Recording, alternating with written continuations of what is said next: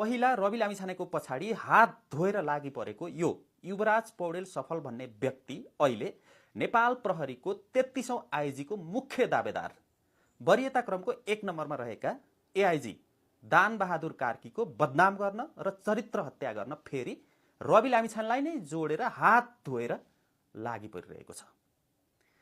एउटा कर्तव्यनिष्ठ र राष्ट्रसेवक प्रहरी अधिकारीमाथि आधारविहीन, तथ्यविहीन यसरी सामाजिक सञ्जालमा फोटो नै हालेर बदनाम गर्न पाइन्छ? एआइजी दानबहादुर कार्की किन चुप लागेर बसिरहनु भएको छ? कृपया छिटोभन्दा छिटो कानुनी कारबाही गर्नुहोला। साथीहरू, म यहाँ एआइजी दानबहादुर कार्कीको व्यक्ति भएर बोलेको छैन। मलाई कसैले भिडियो बनाउन पनि भनेको होइन। म एउटा सचेत नेपाली नागरिक हुँ। मलाई यीसँग सम्बन्धित विभिन्न तथ्यहरू थाहा छ। मलाई थाहा भएका तथ्यहरू मैले यहाँ सार्वजनिक गर्न गइरहेको छु। र साथीहरू, यो भिडियोमा यो युवराज पौडेल सफल भन्ने व्यक्ति कोबाट र कताबाट परिचालित रहेछ भन्ने कुरा पनि मैले सार्वजनिक गर्दैछु, त्यो पनि तथ्यको आधारमा। कृपया भिडियोलाई अन्तिमसम्म हेरेर सक्दो सेयर गरेर साथ दिनुहोला। सबैभन्दा पहिला यो युवराज सफल भन्ने व्यक्तिले आफ्नो फेसबुक स्ट्याटसमा के कसरी झुटा, आधारविहीन, तथ्यविहीन र प्रमाणविहीन कुराहरू लेखेर एउटा राष्ट्रसेवक प्रहरी अधिकारीको चरित्र हत्या र बदनाम गर्न खोजिरहेको छ भन्ने विषयमा हामी चर्चा गरौँ। साथीहरू, यहाँनिर यसले के लेखेको छ भने यिनले आफू जिल्ला प्रहरी परिसर काठमाडौँको प्रमुख हुँदा रवि लामिछाने विरुद्धको राहदानी दुरुपयोग सम्बन्धी मुद्दा नचलाउने निर्णय गरे भनेर भनेको छ। हेर्नुहोस् त, नेपालको संविधान र कानुनले कतै प्रहरी अधिकारीलाई मुद्दा नचलाउने निर्णय गर्ने अधिकार दिन्छ? नेपालको संविधान र कानुनले त यदि कुनै व्यक्तिको विरुद्धमा मुद्दा नचलाउने हो भने त्यो काम सरकारी वकिलले मात्रै गर्न सक्छ। सरकारी वकिल आफैले पनि गर्न सक्दैन। महान्यायाधिवक्ता कार्यालयको आदेश बमोजिम मात्रै सरकारी वकिलले त्यो काम गर्ने हो, मुद्दा नचलाउने निर्णय गर्ने हो भने यहाँनिर एआइजी दानबहादुर कार्कीले कसरी मुद्दा नचलाउने निर्णय गरे? यस्तो वाहियात कुरा गर्ने, भ्रम फिजाउन खोज्ने? स्मरण रहोस्, जति बेला रवि लामिछाने विरुद्ध राहदानी सम्बन्धी उजुरी यो मान्छेले जिल्ला प्रहरी परिसर काठमाडौँमा दिएको थियो, त्यति बेला त्यहाँका प्रहरी प्रमुख यिनै अहिलेका एआइजी दानबहादुर कार्की एसएसपीको रूपमा थिए। त्यसैगरी यहाँ यसले लेखेको छ, त्यहाँ पछि आफूभन्दा सिनियरलाई पछि पारेर रवि लामिछानेकै कोटामा डिआइजीमा बढुवा भए। यो पनि एउटा रवि लामिछाने सँगै एआइजी दानबहादुर कार्कीलाई बदनाम गर्नको लागि छर्न खोजिएको भ्रम हो। यसको सत्य, तथ्य र यथार्थ के हो भन्ने कुरा मलाई थाहा छ साथीहरू, त्यो पनि मैले तपाईहरुलाई बताउन गइरहेको छु। विक्रम सम्वत 2053 सालमा राष्ट्रिय अनुसन्धान विभागमा सिद्धिविक्रम शाह, सुशील सिंह राठौड र उमा प्रसाद चतुर्वेदी लगायतका व्यक्तिहरू भर्ती भएका थिए। त्यसैगरी विक्रम सम्वत 2054 साल 12 महिना 18 गते नेपाल प्रहरीमा चाहिँ दानबहादुर कार्की, मनोज कुमार केसी र राजन अधिकारी लगायतका व्यक्तिहरू भर्ती भएका थिए। दानबहादुर कार्कीहरू नेपाल प्रहरीमा भर्ती भएर उनीहरूले त्यहाँ तालिमहरू पनि गरेका थिए। तर पछि विक्रम सम्वत 2058 सालमा नेपाली कांग्रेसको सरकार भएको बेलामा खुमबहादुर खड्काले गृहमन्त्री स्तरीय निर्णय गरेर चाहिँ ती जो 53 सालमा राष्ट्रिय अनुसन्धान विभागमा भर्ती भएका सिद्धिविक्रम शाह, सुशील सिंह राठौड र उमा प्रसाद चतुर्वेदी थिए, उनीहरूलाई चाहिँ नेपाल प्रहरीमा वरियता क्रमको सुरुमा राखेर सार्ने निर्णय गरे। त्यसपछि के भयो भन्दाखेरि चाहिँ अब उनीहरू त 53 सालमा भर्ती भएका, तर राष्ट्रिय अनुसन्धान विभागमा भर्ती भएका हुन् नि त, नेपाल प्रहरीमा भर्ती भएका त थिएनन् उनीहरू हो। उनीहरूलाई ल्याएर वरियता क्रममा अगाडि राखिदिएपछि के भयो वरियता क्रम भन्दाखेरि सुरुमा सिद्धिविक्रम शाह, सुशील सिंह राठौड, 3 नम्बरमा उमा प्रसाद चतुर्वेदी, अनि 4 नम्बरमा बल्ल दानबहादुर कार्की, 5 नम्बरमा मनोज केसी र 6 नम्बरमा राजन अधिकारी भए के। यसले पीडित को भयो त? दानबहादुर कार्की, मनोज केसी र राजन अधिकारीहरू भएनन् र? एकचोटि अनुमान लगाउँ त, जति बेला माओवादीका जो जनमुक्ति सेना भनिएकाहरू थिए उनीहरू र नेपाल आर्मीको बीचमा सेना संयोजन भएको थियो। यदि सेना संयोजन पछि नेपाल आर्मीको हेड, चिफ, प्रधान सेनापति यदि जनमुक्ति सेना भइदिएको भए अवस्था के हुन्थ्यो होला? के त्यो अनुमान गर्न सकिन्छ हामीले? हो, यहाँ त त्यस्तै भइदियो नि त ठ्याक्कै। जो प्रहरीमा 54 सालमा भर्ती भएर प्रहरीको तालिम सालिम सकाएर एसएससीको लागि पुगे उनीहरूलाई चाहिँ पछाडि पारेर जो चाहिँ अफसर खोज्दै पहिला राष्ट्रिय अनुसन्धान विभागमा भर्ती भएर पछि फेरि यता नेपाल प्रहरी अर्थात् जनपथ प्रहरीमा आए, तिनीहरूलाई चाहिँ वरियता क्रमको सुरुमा राख्दा बिचरा पीडित यिनीहरू भएनन्। त्यसैगरी साथीहरू, प्रहरी ऐनमा प्रष्ट रूपमा के लेखेको छ भने जसले पहिला प्रहरीको तालिम लिएको छ वरियता क्रमको सुरुमा त्यही हुनुपर्छ भन्ने कुरा उल्लेख गरिएको छ।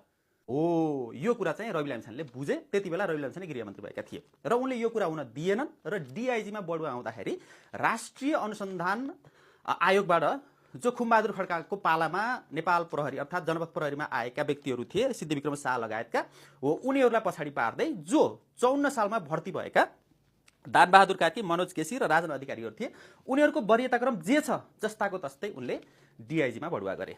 अब त्यसको वरियता क्रममा 1 नम्बरमा दानबहादुर कार्की नै थिए। वरियता क्रम अनुसार नै उनी भएका छन्। रवि लामिछानेले तलमाथि केही पनि गरेका छैनन् भने कसरी रवि लामिछानेले गलत गरे, कसरी सिनियरलाई पछि पारेर दानबहादुर कार्की डिआइजी भए त? उनलाई अन्याय भएको थियो, बरु रवि लामिछानेले उनलाई न्याय दिएका हुन्। अनि यस्तो परिप्रेक्ष्यमा खुमबहादुर खड्काले गरेको अन्याय ठिक र दानबहादुर कार्की, मनोज केसी लगायतका जो अन्यायमा परेका थिए तिनीहरूलाई रवि लामिछानेले न्याय दिएको चाहिँ बेठिक भनेर यो मान्छेले भन्छ भने यो व्यक्ति कहाँबाट परिचालित रहेछ भन्ने कुरा प्रश्न भएन र? यदि त्यस्तो परिस्थितिमा कोही पीडित हुन्थे भने त त्यति बेलै कानुनी रूपमा उजुरी दिन्थ्यो होला नि त, मुद्दा हाल्थ्यो होला नि त, किन चुप लागेर बसे त? यहाँ अहिले कसैले टाउको दुखाएर टाउको फोडेर हुन्छ र? त्यसै गरी यसले यहाँ के लेखेको छ भने 23 र 24 गतेको जेनजी आन्दोलनमा नेपाली सेनाको मुख्यालयमा लुकेर ज्यान बचाए भनेर भ्रम फिजाउँदैछ। हेर्नु साथीहरू, 23 गतेको जेनजी आन्दोलनको बेलामा यी एआइजी दानबहादुर कार्की हेडक्वार्टरमा थिए, मानव स्रोत विभागमा थिए। उनी आर्मीकोमा पनि थिएनन् र उनी यो उपत्यका प्रहरी कार्यालयमा पनि थिएनन्। 23 गते उपत्यका प्रहरी कार्यालयका निमित्त प्रमुख डिआइजी ओम राणाले चाहिँ कमान्ड सम्हालेका थिए। त्यसै गरी हेडक्वार्टरबाट सिद्धविक्रम शाह लगायतकाहरूले कमान्ड सम्हाले र 23 गते त्यो घटना घट्यो। 19 जना निर्दोष जेनजी भाइ बहिनीहरूले कञ्चटमा गोली खाएर मर्नु पर्यो। हो त्यसको राति मन्त्री परिषदले निर्णय गरेर अनि यी एआइजी दानबहादुर कार्कीलाई मानव स्रोत विभागबाट चाहिँ उपत्यका प्रहरी कार्यालय प्रमुखको रूपमा सरुवा गर्ने निर्णय भयो र 24 गतेको बिहान 7 बजे मात्रै उनी त्यहाँ सरुवा भएर गए भने 23 गतेको जिम्मा यिनले कसरी लिन्छन्? त्यसै गरी यहाँ लेखेको छ आफू मातहत कार्यालयका हतियार लुटिन दिने, प्रहरी जवानको ज्यान जाँदा नि केही नगर्ने सिंहदरबार सर्वोच्च अदालत के भनेको छ? होइन, यसले यहाँ के भनेको छ भने एआइजी दानबहादुर कार्कीले नेपाल प्रहरीलाई गोली चलाउने आदेश दिएन, त्यसकारण यस्तो भएको भन्न खोजेको छ अप्रत्यक्ष रूपमा। हेर्नुहोस् त, 23 गते प्रहरीले गोली चलाएर 19 जनाको मृत्यु हुँदाखेरि त्यो अवस्था पुग्यो, कसरी आक्रोशित भएका थिए जेनजी आन्दोलनकारीहरू। यदि 24 गते पनि प्रहरीले गोली चलाएको भए परिस्थिति कस्तो हुन्थ्यो होला? कति सर्वसाधारण र जेनजीहरू मर्नु पर्थ्यो होला? र प्रहरीहरू 3 जना मात्रै ले शहादत प्राप्त गरेका छन्, कति प्रहरीहरूले शहादत प्राप्त गर्नु पर्थ्यो होला र कति सार्वजनिक सम्पत्तिहरू अझै नष्ट हुन्थ्यो होला, त्यो हामीले अनुमान गर्न सकिन्छ। 24 गते गोली चलाउने आदेश नदिएर बरु एआइजी दानबहादुर कार्कीले राम्रो गरेका छन्, यसलाई गलत भनेर कसरी भन्न सकिन्छ? यो त एउटा राष्ट्रघातीले मात्रै, परिचालित दलालले मात्रै भन्न सक्छ यो एकदम ठिक गरेका छन् उनले। त्यसै गरी सिंहदरबार सर्वोच्च अदालत र संसद भवन जल्दा केही गर्न नसकेको रे होइन, त्यही अगाडि भएको नेपाल आर्मीले त केही गरेन भने बिचरा प्रहरीले सक्छ कि? प्रहरीसँग त्यत्रो त्यो घुसपेट भएको आन्दोलनलाई कन्ट्रोल गर्न सक्ने क्षमता छ, शक्ति छ, त्यत्रो साधन स्रोत छ? हावातालमा जे पनि बोलेर चाहिँ भ्रम फिजाएर हुन्छ? त्यसै गरी यसले यहाँ के लेखेको छ भने आफू आइजिपी हुन जेलमा बसेको कैदी रवि लामिछानेलाई बाहिर निकालेर ल्याउने। अरे ल, रवि लामिछानेलाई बाहिर दानबहादुर कार्कीले निकालेको हो? 24 गतेको परिस्थिति के थियो थाहा छैन? के रवि लामिछाने मात्रै जेलबाट निस्केका छ? देशभरिका कति कैदीहरू बाहिर निस्केका छन्? के त्यो सबै दानबहादुर कार्कीले गरेको हो, रवि लामिछानेले गरेको हो? 24 गतेको परिस्थिति कस्तो थियो थाहा छैन? सबै जेलहरूमा आगलागी हुने अवस्था थियो। जेलका सुरक्षाकर्मीहरू, प्रशासनका प्रमुखहरू लगायत सबै ज्यान जोगाउन भाग्ने अवस्था थियो भने के हिरासतमा रहेका व्यक्तिहरूले आफ्नो ज्यान जोगाउन नपाउनु? अनि अर्को कुरा, आइजिपी बन्नको लागि रविलाई भगाएको रे, कस्तो ननसेन्स कुरा गरेको होइन? रवि लामिछानेलाई भगाएर यिनी आइजिपी कसरी हुन्छन्? जेनजीले पहिलादेखि नै बालेन शाहलाई अगाडि उठाएका थिए, रवि लामिछानेलाई होइन भने यस्तो परिस्थितिमा एउटा नेपाल प्रहरीको एआइजी लेभलको व्यक्ति त्यति बेकुप काम गर्छ? उसले यस्तो नचाहिने आधारहीन आरोप पनि लगाउने बदनाम गर्नको लागि? त्यसो हो भने साथीहरू, यो युवराज सफल भन्ने परिचालित व्यक्तिले एआइजी दानबहादुर कार्की र रवि लामिछानेलाई अझै बदनाम गर्न किन यसरी हात धोएर लागि परेको छ भन्ने विषयमा हामी चर्चा गरौँ। कुरा के हो भने साथीहरू, यही कार्तिकको 26 गते नेपाल प्रहरीको जो आइजी चन्द्रकुमार खापुङ छन् उनी अनिवार्य अवकाशमा जाँदैछन्।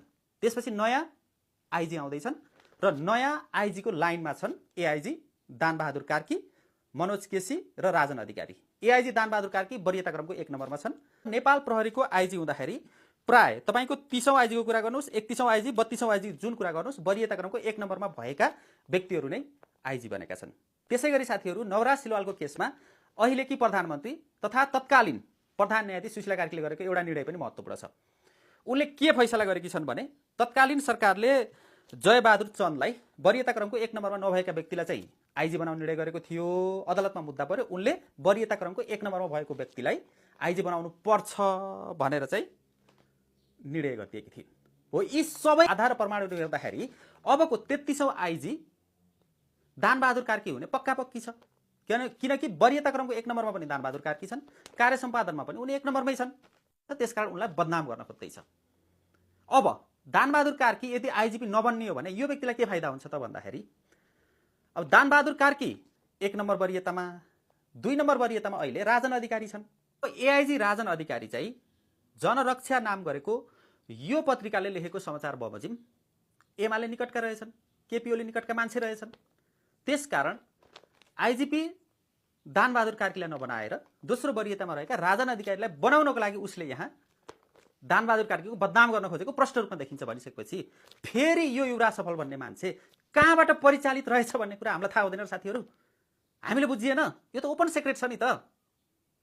अब राजन अधिकारी यदि आइजी भयो भने हामीले सजिलै के भन्न सकिन्छ भने केपी ओली, रमेश लेखक लगायतका व्यक्तिहरूलाई पक्राउ गर्ने होइन, तिनीहरूलाई उन्मुक्ति दिएर जेनजी आन्दोलनकारीहरूलाई पक्राउ गर्ने पक्का पक्की छ।